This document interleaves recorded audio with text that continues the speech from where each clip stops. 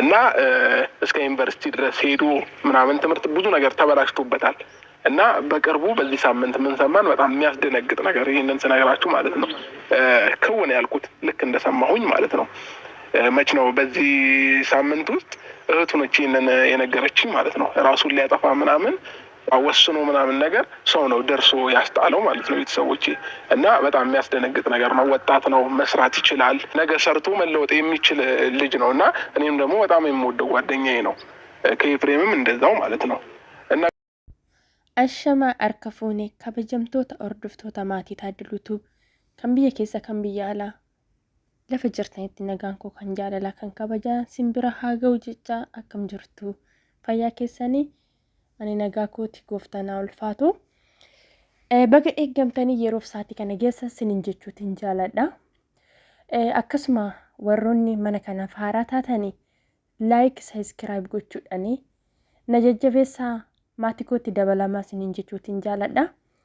Akkasuma dogoggora jiru inboxii keessatti naa barreessuudhaanii anis dubbifadhee irraa deebi'uudhaaf qophiidha jechuudha. Kanaaf iyyuu kan nama daawwatuu fi kan nama dhaggeeffatutu dogoggora namarratti arga jechuudha. Namni kamiyyuu wanta hojjetuuf wanta dubbatu sirriidha jedhee yaada. Daawwattootatu dogoggora jiru irratti hubata jechuudha. Sanaaf dogoggora koo osoo natti himin bira hin darbiin sinin jechuuti jaaladha. Uummata qashtii tole ka viidiyoo jalqaba irratti dhaggeeffattanii viidiyoon kun viidiyoo baay'ee tokko garaa nama nyaatuu fi viidiyoo barumsa namaaf kennudha. Viidiyichi maaliif garaa nama nyaataa akkasuma immoo barumsa maal namaaf kenna jechuuti dandeessu. Ijoolleen lamaan argitan kuni obbolaa lamanidha. Abiriish fi Ruutaa yeroo baay'ee sooshaal miidiyaa irratti reekaardii cabsaa jirudha. Akkasuma Abiriish fi Efreem jechuudha. Hangafaaf quxisuu baay'ee jaalatamu miidiyaa irratti baay'ee namoonni baay'een kan isaan jaalatanidha. Gochaan isaan godhan baay'ee tokko waan na dinqisiise baay'ee tokko waan na ajaa'ibsiiseefidha. Kanaan viidiyoo kana qabadhee dhufe jechuudha. Tole ka Abiriish fi Efreemii waan barumsa qabu hojjetanii jechuudha. Mucaan yookiin hiriyaa isaanii barataa yuunivarsiitii kan ta'e tokko maatii isaatiif mucaa hangafaati. Akkasuma maatii qalleeyyiirraa kan inni dhalatee dhiifama.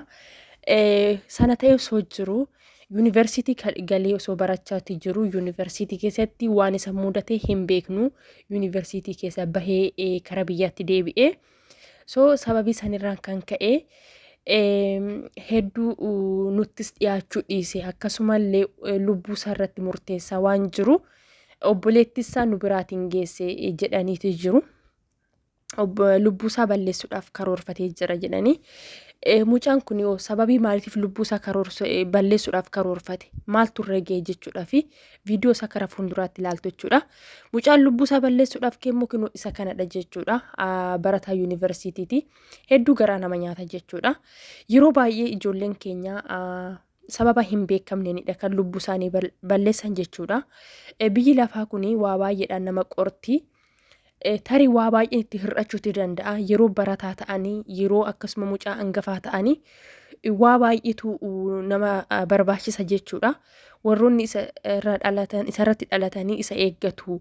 Inni immoo mana barumsa isaa keessatti cimee waa baay'ee isa barbaachisa jechuudha. ውስጥ እንድትገባ ያነሳሳ የነበረው ብናውቀው ደስ ይላል። ብናገር ብዙ አያልቅም ማለት የቤት የመጀመሪያ ልጅ ነኝ። ታናናሾች ሁለት አለኝ እና ፋሚሊ በጣም ደካማ ነው። ትምህርት ላይ ምናምን እንዳተኩር አድርጎኝ እንትን አይደል እና ትምህርት ላይ ብዙ አተኩሬ ግቢ ገባሁ። ግቢም ላይ ያው አልተሳካልኝም እና ከግቢ ተመለስኩ። ትንሽ ስራ ሞክርኩ። ስራም ላይም በጣም አልሆነልኝም እና በጣም ከበደኝ። በጣም ከበደኝ። እኔ አልናገርም፣ ስቃለሁ። ግን ከእህቶቼ ጋር ስቃለሁ። እህቶቼ ትንሽ ነገር ስለሚያስከፋቸው ለባለ ብቻ Tole ka hordoftoota kiyyaa dhaggeeffatanii jirtu waan inni jedhee jiru. Nan kolfa nan taphadha obboleewwan kiyya wajjin garuu keessi kiyya baay'ee miidhamee jira, baay'ee gaddeen jira jedhee jira. Sababii isaa akka yaade naaf hin taane mooraa keessaa bahee jira. maatii kootiif ani mucaa hangafaati. Warroonni narratti dhalatan immoo anarraa waa eegu. Anillee baradhee iddoo guddaa ga'ee isaaniif akka fakkeenya ta'u akkan isaan barsiisuudhaaf yaadatan jira jedha.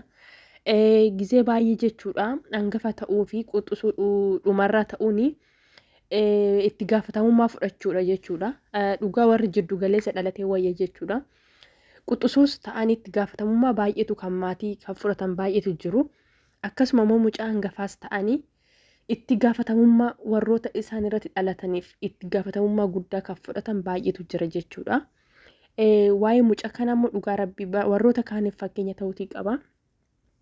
Hedduu garaa nama nyaata jechuudha. Sababi isaa haati fi abbaanis harka qalleeyyii haa ta'an iyyuu malee mucaan keenya baratee iddoo guddaa nuuf ga'a jedhanii dadhabanii sadarkaa kanarraan gahanii jiru.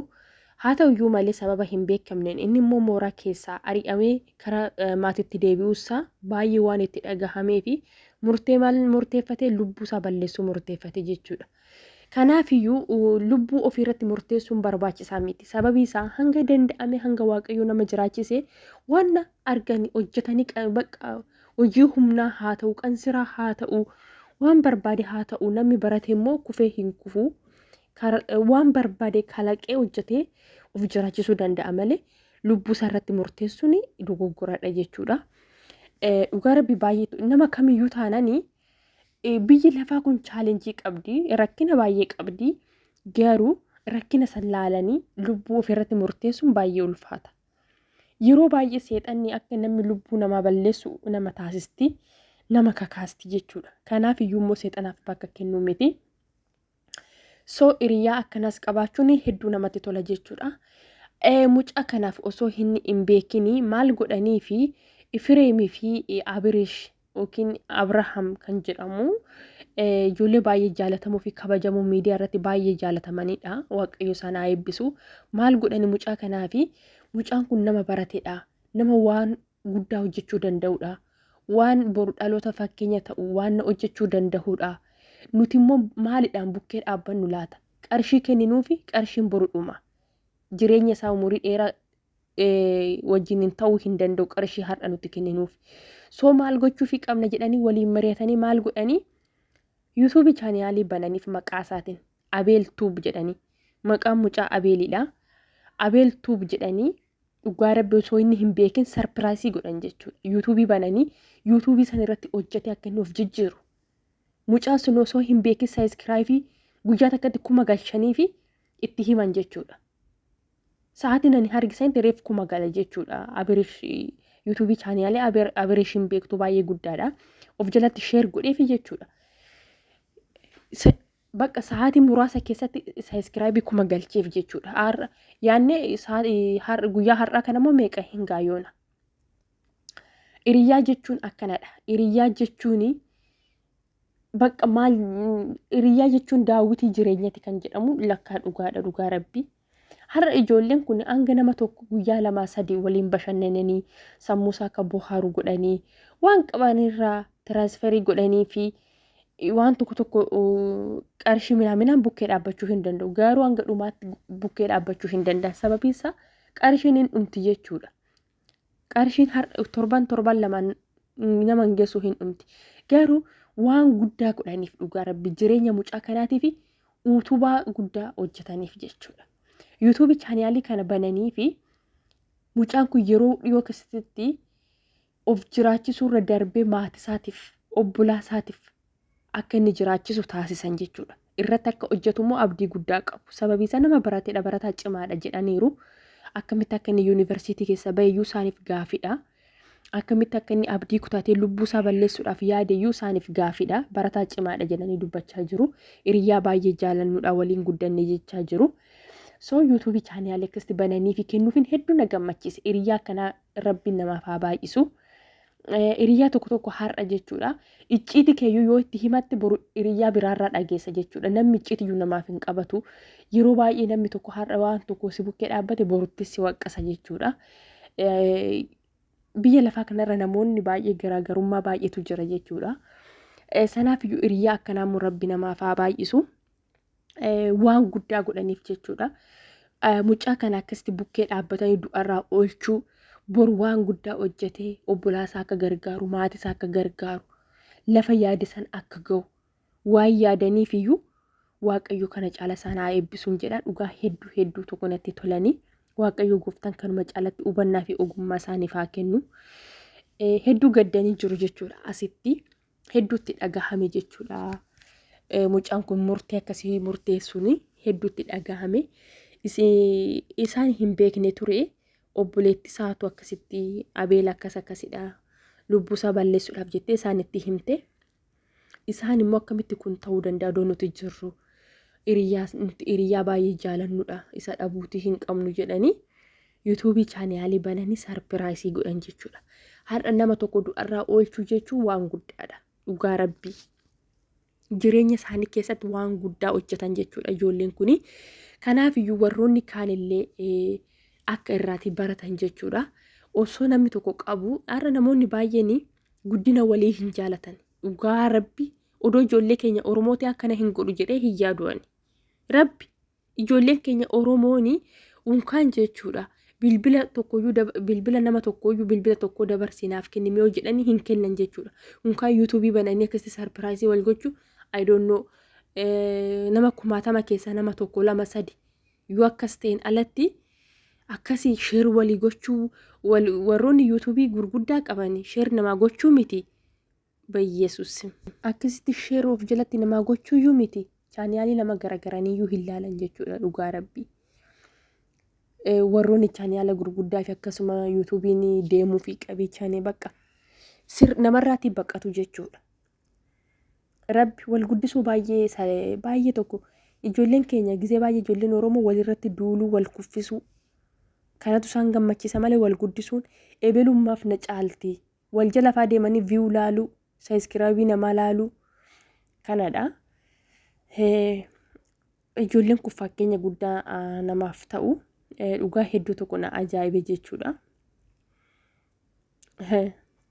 Har'a nama tokko jechuudha ijoollee keenya keessa nama chaanaaliin tokko guddaa ta'ee osoo sheer naa godhime yuutuubii kiyya sheer naaf godhime namni tokko maamilli kee maamila koo haa ta'u odoo jedhameeni sheerii hin godhan jechuudha. Hin godhani. Isaan kun garuu ijoolleen kun yuutuubii ofii isaaniitii bananii fi of jalatti sheer godhanii fi guyyaa tokkoon jechuudha.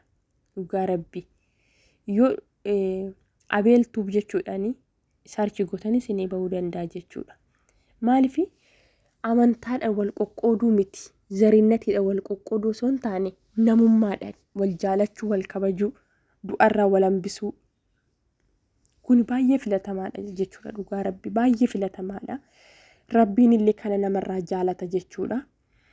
Ijoolleen kun barumsa guddaa namaaf kennu. Dhugaa rabbii baay'ee tokko natti toleetaaf viidiyoo kana qabadhee dhufe jechuudha. Ijoolleen kun ijoollee jaalalaati. Hedduu namatti tolu jechuudha. Waaqayyo kanuma caala isaanii eebbisu. Warroonni kaanillee warroota akkanaarraa warroota akkatti waan gaggaarii dabarsanirraa haa barannu wal bukkee haa dhaabbannu walaa jajjabeessinu walirratti ka'uu amantiidhaan wal qoqqooduu haa dhaabbatu. Rabbi hubannaa fi ogummaa isaa nuuf haa kennu. Nama hojjetee waan gaarii rabbii fuulduratti waan gaarii hojjetu nu haa taasisu. Dhugaa rabbii ijoollee kana hedduun galateeffadha. Baay'ee natti tolan jechuudha. Har'a nama tokko du'arraa oolchuu isaanii nama kamiifiyyuu fakkeenya ta'u jechuudha. Waaqayyo isaan haa eebbisu.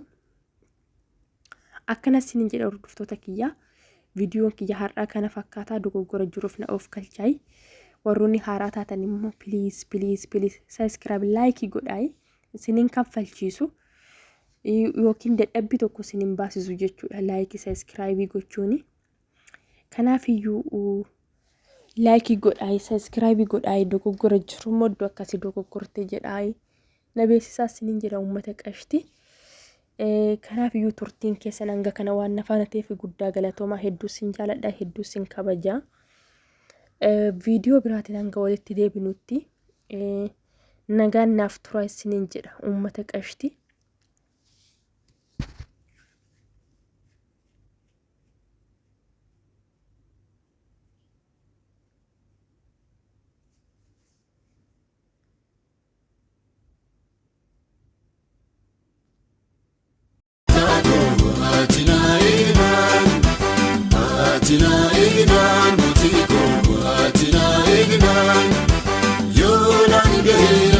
ኢየሱስ